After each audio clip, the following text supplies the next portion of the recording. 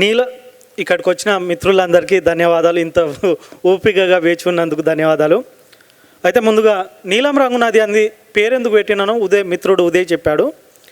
అయితే నదులకే ఇందులో ఇంతకుముందు చదివిన కవిత కావచ్చు, లేకపోతే ఇంతకుముందు చదివిన కవితల దాదాపు ఇందులో ఉన్నవన్నీ నదులకు ప్రేమ లేఖలు రాసినట్టుండే. ఏనీసీ కావచ్చు, జోర్డానా కావచ్చు, లేకపోతే ఇక్కడ ఇంద్రావతి కావచ్చు, అన్నీ నదులకు ప్రేమలేఖలు. నిజానికి ఇవి ప్రేమలేఖలు కావు.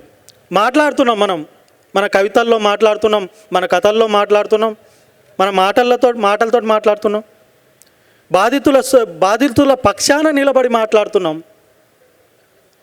అసలు బాధితుల స్వరాలు ఎట్లున్నాయి అనేది మాత్రం మనం కొద్దిగా దాన్ని చేసినాం అనిపిస్తుంది నాకు. అసలు వాళ్ళేమనుకుంటున్నారు అక్కడ జరుగుతున్న హింస గురించి, వాళ్ళేలా ఇబ్బంది పడుతున్నారు, దానికోసం ఈ పుస్తకం చదవండి. ఇందులో నేనేం చెప్తున్నానో దానికోసం వద్దు. ఇందులో బాధితుల కన్నీళ్ళు ఉంటాయి.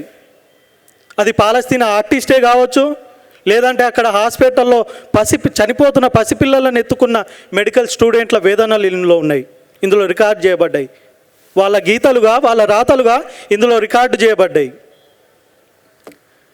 ఒక మెడికల్ స్టూడెంట్ అంటది, Palestine medical student, this genocide has taken much from us, our homes, our lives, our safety turn from hand, but not our truth, our faith, our hopes, bright trust, for still our people story state fest stands.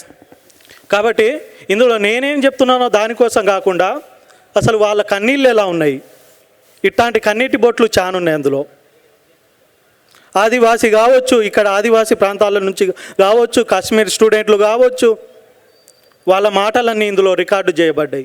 దానికోసం చదవండి, ఆ మాటల్ని చదవండి. మనుషులుగా నిలబడండి.